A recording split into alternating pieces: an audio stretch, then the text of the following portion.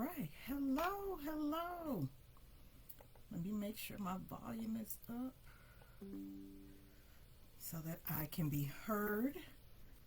Let's get things going here. Okay. So I can see some things that I need to see during this time. Okay. So I get myself set up and everything. Hello, hello, hello.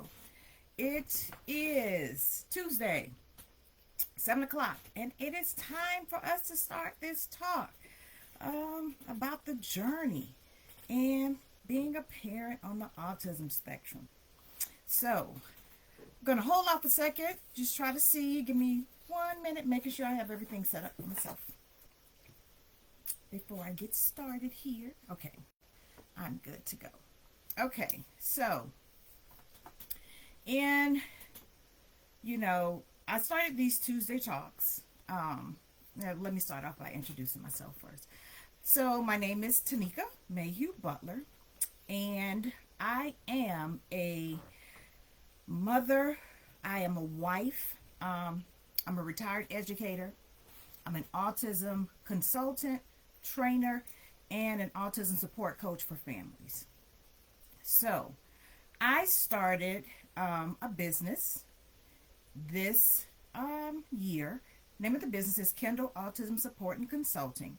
And the reason I started the business simply is because, it's not as simply. The reason I started the business is because I have two children. One is neurotypical, one is neurodivergent. The individual that's neurodivergent is my daughter Kendall. And as we matriculated with her through the school system, there were a lot of things we learned along the way. A lot of things we had to kind of teach ourselves. But one of the things I will say after the diagnosis that we kind of felt like we were alone. I guess that's the best way to put it. That no one was really having the conversation. None of our friends were talking about some of the things that we were dealing with, some of the challenges. And, for a while, we really kind of shut off and dealt with things by ourselves. Simply because it was kind of hard to start a conversation with what your struggle was, which was so far from where their struggle was. So, last year, I decided to put, our story into a book, and I published a book.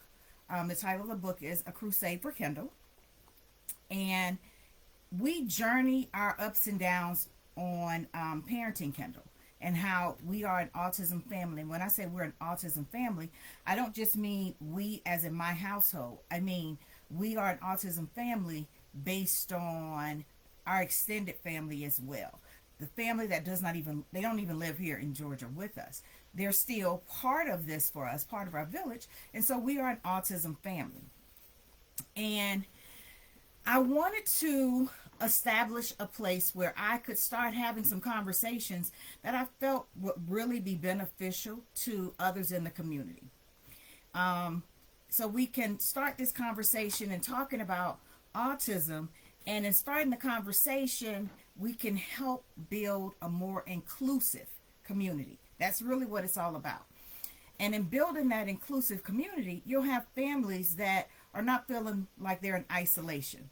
You're going to have families who, are willing to share some of the things they're going through. And that was a big part of why, give me a second, one of the things is falling. That was a big part of why I wanted to start this. So give me a second. It's kind of hot. I'm not sure why. I try not to turn that ceiling fan on when I'm talking, but it is what it is. Okay. And so, one of those things for me is talking about some of the conversations that, we had as we kind of moved along our journey with Kendall, who is now 22. And some of the things that whenever I share that I have a daughter on autism spectrum, some of the things that come up. So that's what it's all about for me. And one of the things I definitely want to talk about, you see me looking over, I just kind of keep some notes so I can make sure I stay on topic of what I want to really talk about for tonight. And one of the things I definitely want to talk about tonight is avoiding an autism assessment or evaluation. That is a big one. Let me say that again. People avoid an autism assessment or evaluation. And I'm not really sure why that happens. Well, I do. I have an idea. And I'm going to talk about it, so I won't say that. But avoiding that diagnosis. And then once the diagnosis is there, how it's then kept as a secret. And that's what we've got to make sure we start talking about it. Now, I feel like a big part of why people may hide the diagnosis, or why, people may decide to, I won't say not share it with everyone, is simply because for some reason in society, we have equated the word autism, meaning that someone lacks intelligence. And that is so not true. So because we've connected those two together, we worry that when we're starting to see something, some traits, we avoid them. We kind of think they're going to go away, because what has been put out in society is that when a person is autistic, they lack intelligence. And because we do that, that's the reason people are always so fascinated when they see that someone on the autism spectrum graduated at the top of their class. That really shouldn't shock as many people, simply because when you make that statement, that means you're buying into the whole thing that someone that's autistic can't also be intelligent. So we want to make sure that, we start to take that away. A person that is on the autism spectrum, being autistic does not equate to, they don't come together that that person has an intellectual disability. So we've got to make sure we're not connecting those two together. Because when we connect them, that's what makes people, shy away from, when they're starting to see traits, they shy away from actually getting a diagnosis.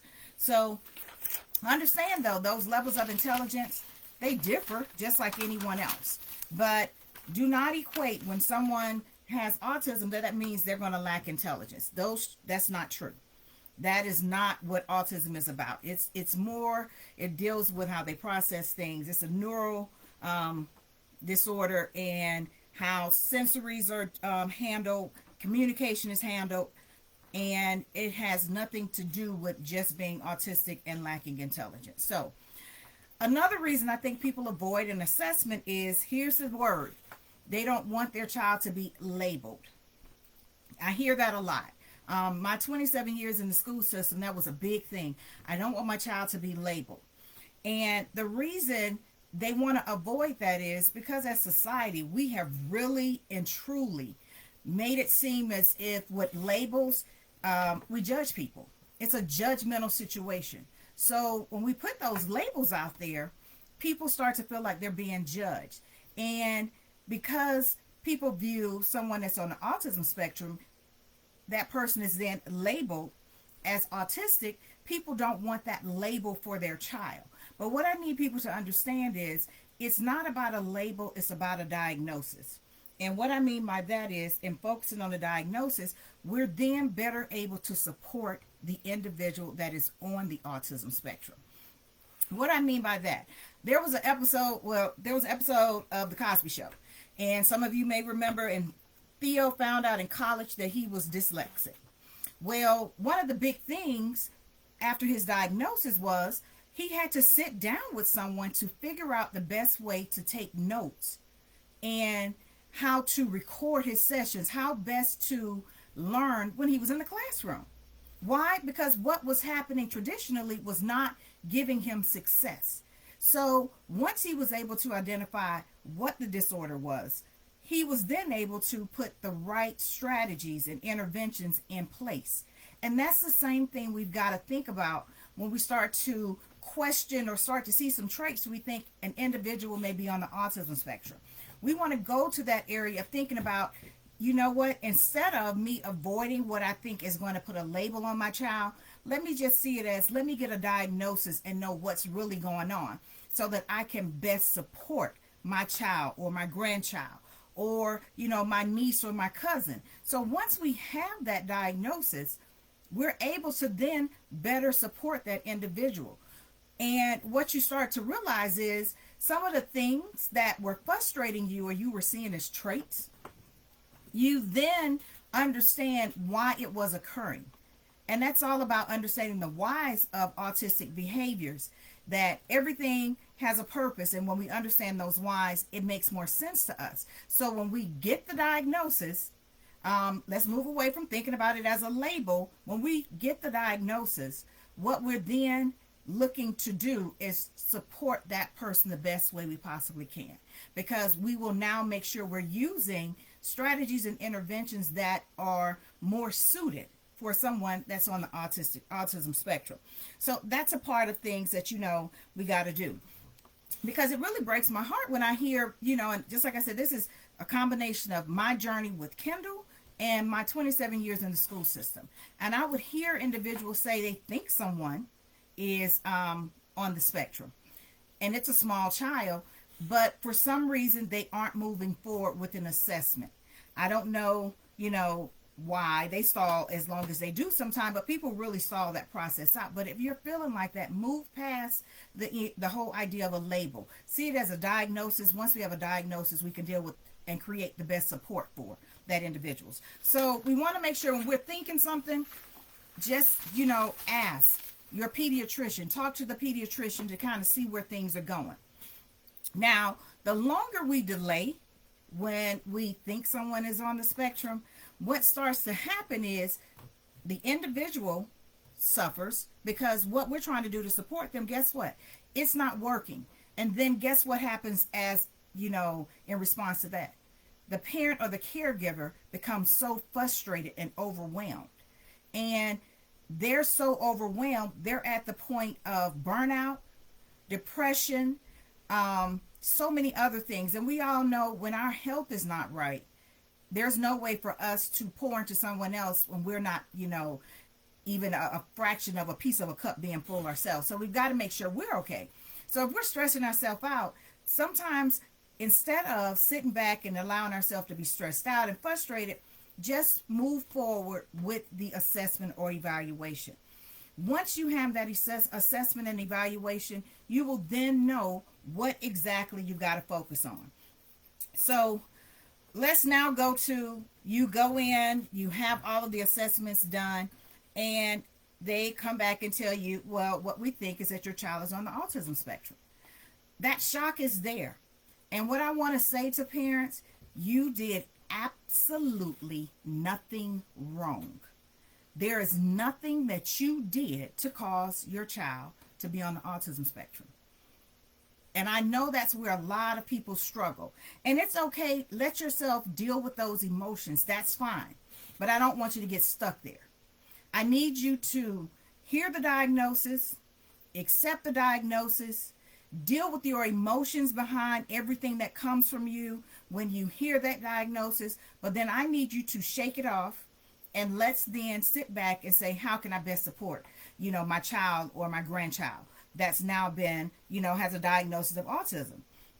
So you didn't do anything wrong. And I'm telling you this as someone who thought they did something wrong.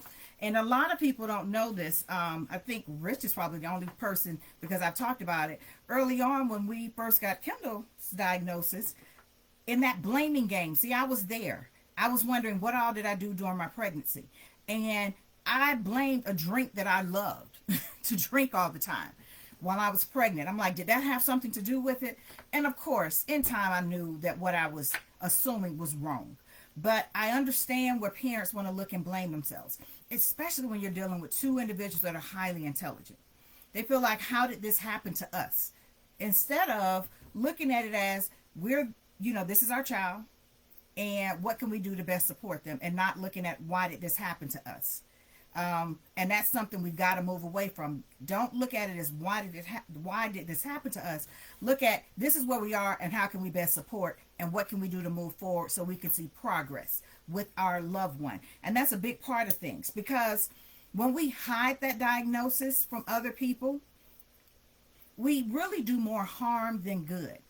And what I mean by that is, when you have decided you're going to have the assessment done, they give you the diagnosis and tell your child is on the spectrum, and then you turn around and you hide it from your friends and family.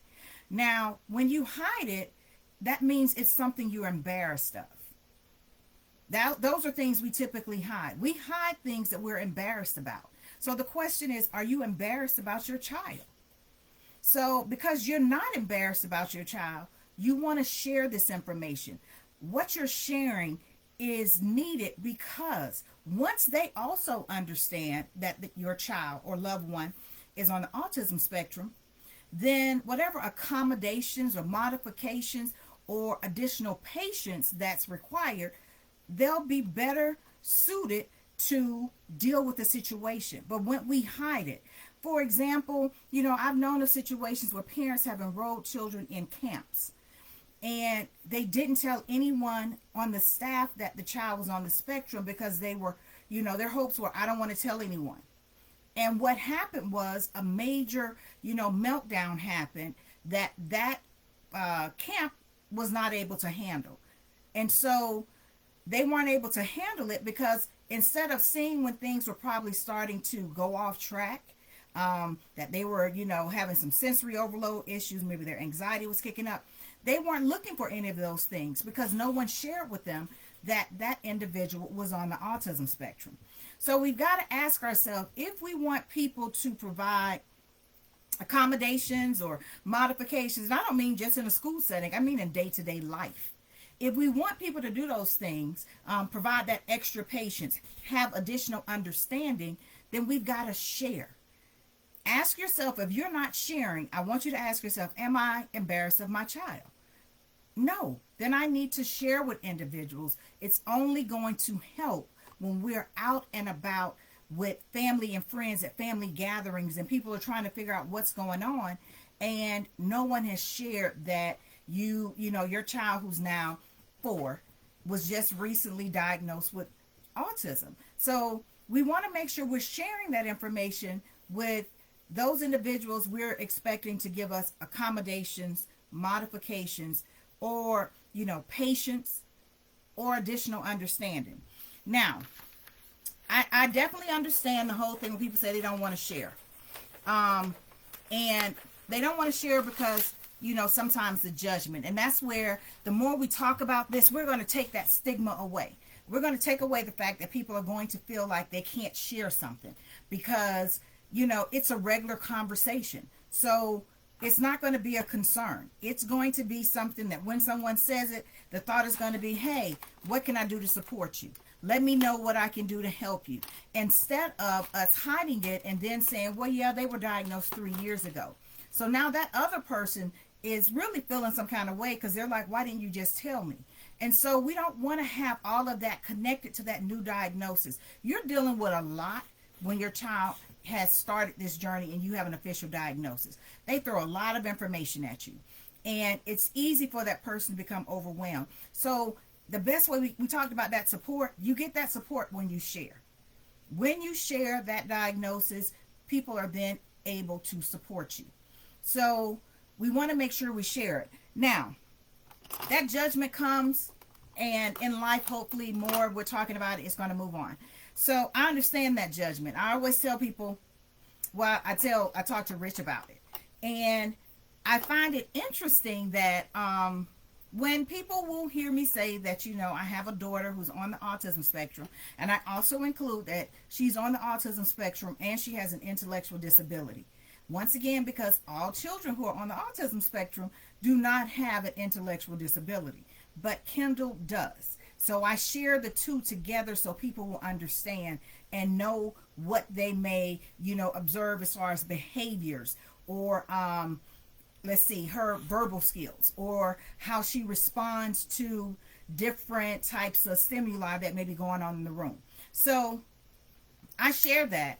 And whenever I say that, and people will ask, well, how is she?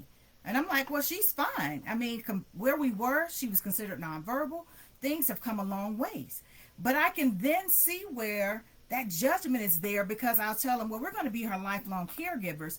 And I almost feel like with some people, when I make that statement, they actually try to minimize, the journey that we've been on. Because I'm not telling them that she's going off to college or that she has this 9 to 5. I think they see our journey as less. But our journey is our journey. It's an autism journey. It's an autism journey with right now a young adult that also has an intellectual disability. So I understand being concerned, about that judgment, but the more we talk about it, the more we're going to, take that away. We've got to tear that connection away of autism and lacking intelligence. That does not mean that a person that's diagnosed with autism does not automatically have an intellectual disability. So we've got to make sure we understand that. So don't be as judgmental when someone shares that information with you, because that's part of why as well some people hide it. And we don't want to keep hiding that information. How we get support is because we share the information. That's the best way it comes from. When we share our journey with others and, what we do in a day and, how things are going, then guess what? It's going to help that person when maybe they're in the grocery store and they see a mother struggling. They're going to then recognize, what, that child may be on the spectrum. And their approach, their interaction to ask if they can help in any way is going to be a little different than to give the eyes of judgment, like get your child together. So when we share our journey, we share our story with our loved ones, it's not just about, Kendall. It's about anyone that comes in contact with a Kendall. And I know people may think, what do you mean? There are other kids that are on the spectrum. I promise you, based on the stats, they're more than you realize that you encounter on a regular basis. But some parents have hid it because it's a comfort thing for them. So we want to take that away. But when I share this, our highs, lows, moments of education, I wish were out there for family and friends. And I want to make sure we keep this conversation going. It's not just about my Kendall. It's about any Kindle you may come in contact with, that you're then going to be a little more patient. You're then going to provide more, those accommodations, those modifications. You're going to be more understanding. And that's what we want to have happen for the society. Now, I talked about when we share this information that we've got to keep in mind, we're sharing it because we want people to be there to provide accommodations and support, patience and understanding. Because they now understand, what we may encounter. Something could happen that could cause a behavior to manifest, and that could cause an explosive meltdown. Well, we share that information. And sometimes, however, I talked about when parents hide it, they may not necessarily hide it. It may simply be, autism can appear as invisible. And some people are like, what do you mean? There's no look to autism, and that's what I think people are expecting. So it can be an invisible disorder that you may not notice upon immediate interaction with someone. But I can always say when I'm with students or even young adults, there are certain things that immediately let me know this person is probably on the spectrum. Now, when we share, I said, once again, what we're then seeking from people is understanding, patience, modification, accommodations that's going to better support us. Now, I'm going to share with you, most people know this, and this is why I share it. 2009, I was diagnosed with MS. And here we are in 2013. I share that with people because, guess what? There are going to be moments when I need some modifications, some accommodations, some patience, and your understanding, because I may go from being highly energetic to being totally fatigued within a minute of 2 minutes. So I share that because I want people to understand what I'm dealing with, because I'm talking about it. I don't want to hide it and people just think, now what's going on with her? Why is she, limping today? Why is it that she tries to avoid the sun? All these different things that I put in place for my life to make it easier. So I share that part of me so people know. We've got to make sure we're sharing that part as well with our loved ones. We're not hiding it. We want to share with them so they can support us. That's the best way we're going to get support, is that we're talking about things. We're letting them know, hey, we just got this diagnosis. There's going to be a lot going on, and maybe if you have another child, they can pitch in and pick up the other child, because maybe now you got to start some therapy sessions, and it's just going to be a lot. So we want to make sure we're sharing those things so that they can then offer help. We can't get frustrated when they don't offer help, when we don't even share with them the diagnosis. They don't understand what you're dealing with, all of the challenges that may come about, in your day-to-day life, because you never shared it. So you then become frustrated because your thought is, why are they not asking us, do we want some help? Why would they? In that part, they wouldn't ask you, because in their mind, they think, here it is, they think you just have a bad child. So who wants to keep a bad child? No one wants to keep a bad child. But then when I tell you, oh, this child is on the spectrum, and here's some things you need to do, and they should be okay, then guess what? I changed things. Let me know when I can step in and help. But if you don't share what they see, they're going to make their own call, their own assumption about. So we want to share. Sharing means I am not embarrassed about my child. And I tell you, I'm not embarrassed about mine. Kendall was actually quite funny. Very funny, very blunt about what she wants and what she needs. Always has been. And it's a part of who she is. She still has a personality. And that's the part I think people forget. She's autistic, but she has a personality. And she has a lot of my traits, so it becomes interesting sometimes.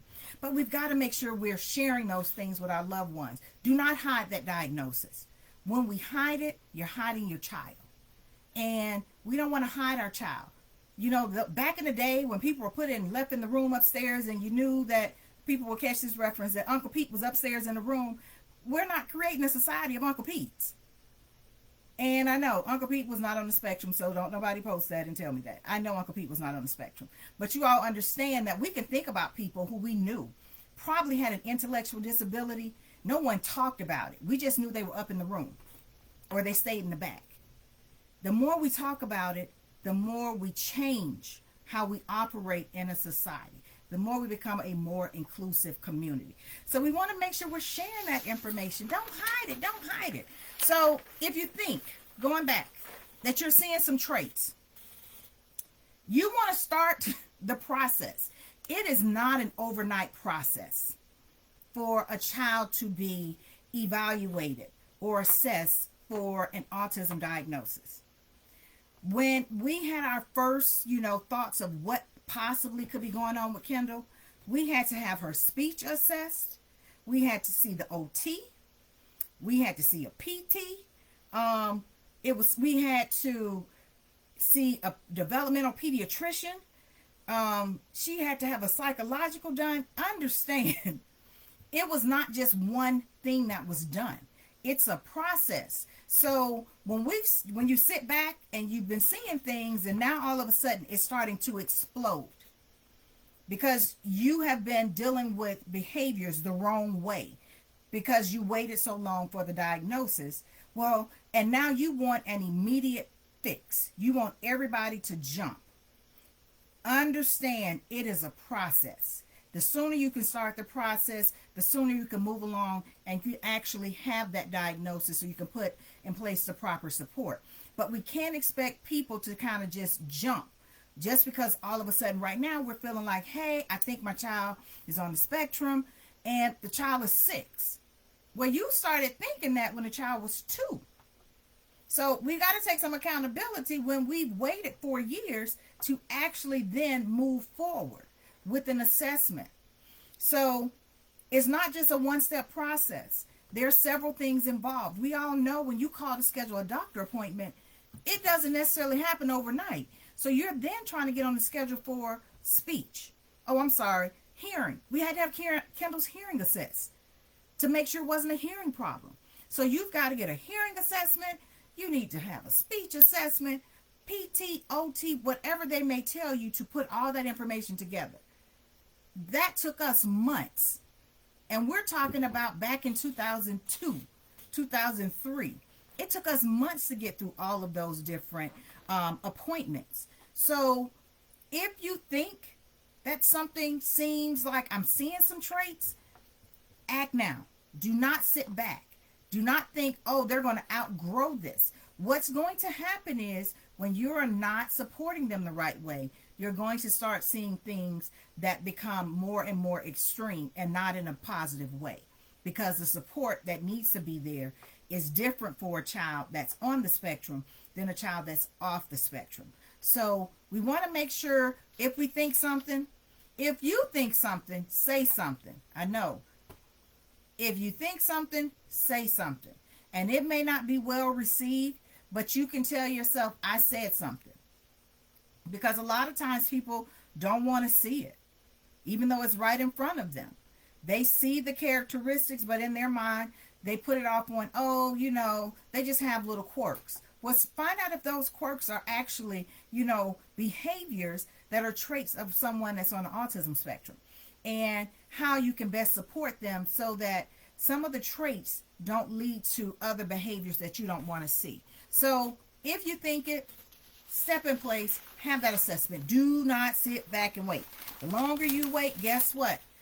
The longer it's going to take you to actually get everything processed, and that's going to cause even more frustration, especially if that child becomes school age and now things are out of control at school and you want them to operate like this. And I can tell you that process is not going to move like that. No matter how much you bark at someone, no matter how many emails you fire off, there's a process they have to follow. And with that process, it's going to take time.